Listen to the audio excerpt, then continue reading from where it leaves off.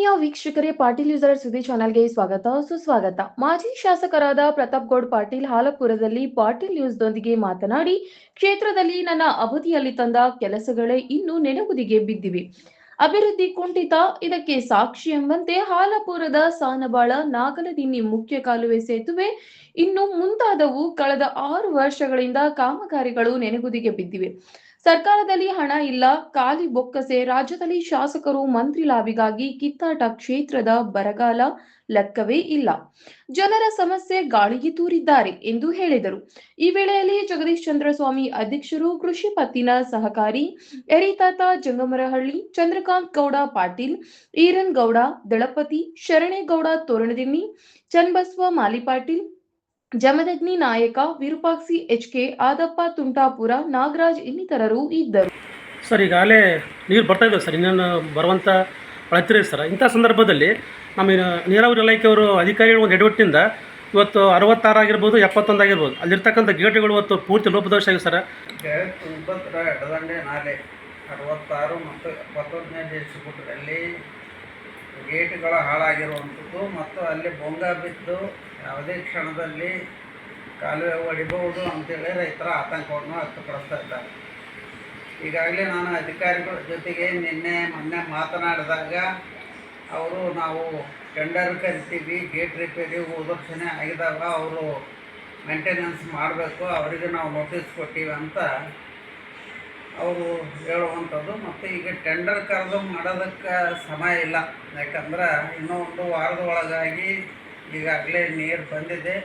ಸರ್ಕಾರ ICC meeting ಮಾಡಿ ತಕ್ಷಣ ನೀರು ಕೊಡಬೇಕಂತ ಈಗಾಗಲೇ ರೈತರ ಒತ್ತಾಯ ಪ್ರಾರಂಭ ಆಗಿದೆ. ಹಾಗೆ ಸರ್, ಕಳೆದ ಡಿಸೆಂಬರಿಂದ ಇಲ್ಲಿವರೆಗೂ ಈ ಸರ್ಕಾರದಲ್ಲಿರ್ತಕ್ಕಂಥ ಶಾಸಕರು ನಾನು ಮಂತ್ರಿ ಆಗಬೇಕು, ನಾನು ಸಚಿವನಾಗಬೇಕಂತಕ್ಕಂಥ ಡೆಲ್ಲಿಗೆ ಬೆಂಗಳೂರಿಗೆ ಸುತ್ತರ ಸರ್. ಇಲ್ಲಿ ಕ್ಷೇತ್ರವನ್ನು ಸಂಚರಿಸಲ್ಲ, ಸಮಸ್ಯೆ ಸಾಲಿಸ ಸರ್. ಆದರೂ ಕೂಡ ಏನೋ ಅಳಿದಿತ್ತು, ಇವತ್ತು ಸಚಿವ ಸಂಪುಟ ಆಯ್ತು ಸರ್. ಆದರೂ ಕೂಡ ಇವತ್ತಿಗೆ ರಾಯಚೂರು ಜಿಲ್ಲೆ ಉಸ್ತುವಾರಿ ಮಾಡಿರಿ ಸರ್. ಆದರೆ ಇಂಥ ಭೀಕರ ಬರಗಾಲದಲ್ಲಿ ಇವತ್ತಿಗೂ ಕೂಡ ಉಸ್ತುವಾರಿ ಸಚಿವರು ಕೊಟ್ಟು ಮಾನ್ಯ ಮುಖ್ಯಮಂತ್ರಿಗಳು 2 ದಿನ ಆದರೂ ಕೂಡ ಇವತ್ತಿಗೂ ಕೂಡ ಯಾವುದೇ ಒಂದು ಹಳ್ಳಿಗೆ ಬಂದಿಲ್ಲ, ಪಟ್ಟಣಕ್ಕೆ ಬಂದಿಲ್ಲ. ರಾಯಚೂರು ಜಿಲ್ಲೆ ಯಾವತ್ತಿಗೂ ನಿರ್ಲಕ್ಷಿತವಾಗಿರುವಂಥ ಜಿಲ್ಲೆ ಆಗಿದೆ. ಯಾಕಂದ್ರೆ ಇಷ್ಟೆಲ್ಲ ಮೆಜಾರಿಟಿ ಅಂತ ಕಾಂಗ್ರೆಸ್ ಶಾಸಕರು ಆಯ್ಕೆ ಆಗಿದ್ರು ಸಹ ಈ ಜಿಲ್ಲೆಗೆ ಒಂದು ಪ್ರಾತಿನಿಧ್ಯ ಕೊಡದೆ ಇವತ್ತು ಬೇರೆ ಜಿಲ್ಲೆಯವರೇ ಉಸ್ತುವಾರಿಯಾಗಿ ಅವರು ಎಷ್ಟರ ಮಟ್ಟಿಗೆ ಜಿಲ್ಲೆಯ ಬಗ್ಗೆ ಕಾಳಜಿ ಮಾಡ್ತಾರೆ ಎಂಬುದನ್ನು ಜನ ಗಮನಿಸಬೇಕಾಗಿದೆ. ಯಾಕೆ ಸರ್ ರಾಯಚೂರು ಜಿಲ್ಲೆಯಲ್ಲಿ ಕಳೆದ BJP ಸರ್ಕಾರ ಆಗಲಿ, ಕಾಂಗ್ರೆಸ್ ಸರ್ಕಾರ ಆಗಲಿ, ಇಲ್ಲಿ ಅಂಥ ಒಂದು ಶಾಸಕರಿಗೆ ಸಮರ್ಥರಿಲ್ಲವೋ ಅಥವಾ ಅರ್ಹತಿಲ್ವೋ ಸರ್? ಬೇರೆ ಯಾವುದೇ ಸರ್ಕಾರ ಆಗಲಿ, BJP ಆಗಲಿ ಕಾಂಗ್ರೆಸ್ ಆಗಲಿ, ಹೊರ ಜಿಲ್ಲೆಯವ್ರನ್ನ ಇವತ್ತು ಉಸ್ತುವಾರಿ ತೀರ್ಮಾನ ಮಾಡ್ತಾರೆ. ಅವ್ರಿಗೆ ಹೊಸ ಉಸ್ತುವಾರಿ ಮಾಡಿದ್ರೆ ಈ ನಮ್ಮ ಜಿಲ್ಲೆಯ ಬಗ್ಗೆ ಅವ್ರಿಗೆ ಏನು ಗೊತ್ತು ಸರ್? ಯಾಕೆ ಸರ್ ಇದು ಒಂದು ತಾಸರ ಮನೋಭಾವನೆ? ಇಲ್ಲಿ ನಮ್ಮ ಜಿಲ್ಲೆಯ ಪರಿಸ್ಥಿತಿ ಏನಾಗಿದೆ, ಯಾವುದೇ ಪಕ್ಷದಲ್ಲಿ ಒಂದು ಒಗ್ಗಟ್ಟು ಇಲ್ಲದೇ ಇರೋದ್ರಿಂದ ಅದರ ದುರುಪಯೋಗವನ್ನು ಇವತ್ತು ಮೇಲಿನವರು ತೆಗೆದುಕೊಂಡು ಇವತ್ತು ಈ ಜಿಲ್ಲೆಯನ್ನು ನಿರ್ಲಕ್ಷ್ಯ ಮಾಡಿರುವಂಥದ್ದು ಅತ್ಯಂತ ಅಕ್ಷಮ ಅಪರಾಧ ಅಂತ ನಾನು ಭಾವಿಸ್ಬೇಕಾಗಿದೆ. ಯಾಕಂದ್ರೆ ಕಾಂಗ್ರೆಸ್ ಪಕ್ಷದಲ್ಲಿ ಸಮರ್ಥವಾಗಿರುವಂಥ ಶಾಸಕರು ಇದ್ದಾಗೂ ಸಹ 5 ಬಾರಿ ಗೆದ್ದಂಥವರಿಗೆ ಮಂತ್ರಿ ಮಾಡದೇ ಇರುವಂಥದ್ದು ಭಾಳ ದುರ್ದೈವ. ಹೀಗಾಗಿ ಹೊರಗಿನವ್ರನ್ನೇ ತಂದು ಉಸ್ತುವಾರಿ ಸಚಿವರನ್ನು ಮಾಡೋದು, ಅವರು ಎಷ್ಟರ ಮಟ್ಟಿಗೆ ಈ ಜಿಲ್ಲೆ ಬಗ್ಗೆ ಗಮನ ಕೊಡ್ತಾರೆ ಎಂಬುದು ಈಗಾಗಲೇ ನಾವು ಗಮನಿಸಿದ್ದೇವೆ. ಮತ್ತು ಈಗಾಗಿರುವಂಥವ್ರು ಸಹ ಯಾವ ರೀತಿ ಕೆಲಸ ಮಾಡ್ತಾರೆ ಮುಂದಿನ ದಿನಮಾನಗಳಲ್ಲಿ ಕಾದು ನೋಡ್ಬೇಕಾಗ್ತದೆ. 2028ಕ್ಕೆ ತಾವೇ ಮಸ್ಕಿನ ಅಭ್ಯರ್ಥಿ ಎಂಬುದನ್ನು ಇವತ್ತು ಅಲ್ಲಲ್ಲಿ ಕೆಲವೊಂದು ಬೇರೆ ಬೇರೆ ರೀತಿಯ ಕಾಣ್ತದೆ ಸರ್. ಇದಕ್ಕೆ ತಮ್ಮ ವರಿಷ್ಠರು ತಮಗೊಂದು ಏನಾದರೂ ಸೂಚನೆ ಕೊಟ್ಟರು ಸರ್?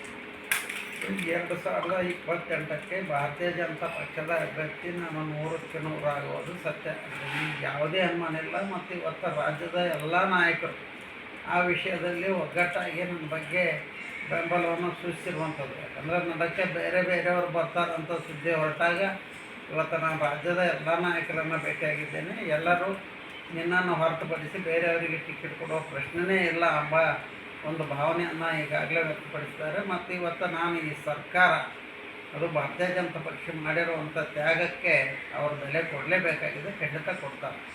ಹಾಗೆ ಸರ್, ತಾಲೂಕಿನಿರ್ತಕ್ಕಂಥ ಅಭಿವೃದ್ಧಿಗಳು ಇವತ್ತು ಕುಂಠಿತವಾಗ್ತಾವೆ.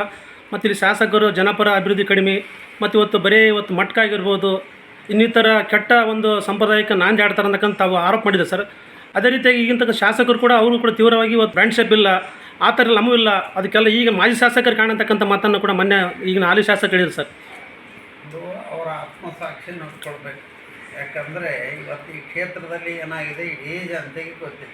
ನನ್ನ ಅವಧಿಯಲ್ಲಿ ಇವತ್ತು ಎಲ್ಲಿ ಇಸ್ಪಾಟ್ ಅಡ್ಡೆಗಳಿದ್ದವು, ಎಲ್ಲಿ ಓಸುಗಳಿದ್ದವು, ಏನಿದ್ದು ಅಂಬೋದು. ಇವತ್ತು ಬ್ರ್ಯಾಂಡ್ ಶಾಪ್ಗಳ ಬಗ್ಗೆ ಆಪಾದನೆ ಮಾಡುವಂಥದ್ದು ಅದು ಇಡೀ ರಾಜ್ಯದಲ್ಲಿ ಸರ್ಕಾರವೇ ಒಂದು ಇಂಡೈರೆಕ್ಟ್ ಆಗಿ ಆ ಒಂದು ವ್ಯವಹಾರಕ್ಕೆ ಕುಮ್ಮಕ್ಕು ಕೊಟ್ಟಿರುವಂಥದ್ದು ತಮ್ಮೆಲ್ಲರಿಗೂ ಗೊತ್ತಿದೆ.